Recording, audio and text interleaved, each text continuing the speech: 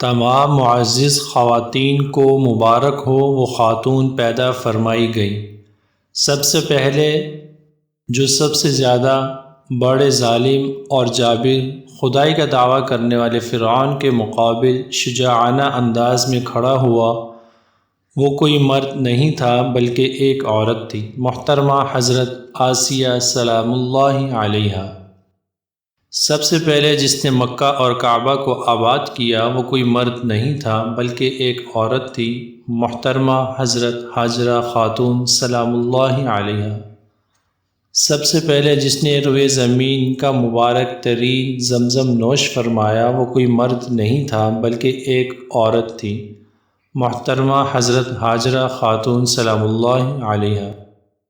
سب سے پہلے جو ہمارے نبی حضرت محمد مصطفیٰ صلی اللہ علیہ وسلم پر ایمان لائی وہ کوئی مرد نہیں تھا بلکہ ایک عورت تھی، محترمہ حضرت خدیجہ الکبریٰ سلام اللہ علیہا۔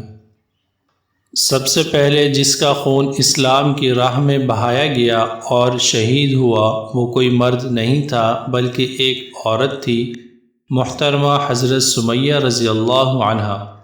سب سے پہلے جس نے اپنا مال اسلام کی راہ میں دیا وہ کوئی مرد نہیں تھا بلکہ ایک عورت تھی، محترمہ حضرت خدیجہ الکبریٰ رضی اللہ عنہا۔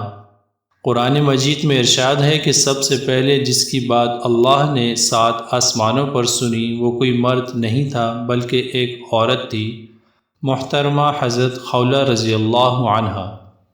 سب سے پہلے جس نے صفا مروہ کی سعی انجام دی وہ کوئی مرد نہیں تھا بلکہ ایک عورت تھی، محترمہ حضرت ہاجرہ خاتون سلام اللہ علیہا۔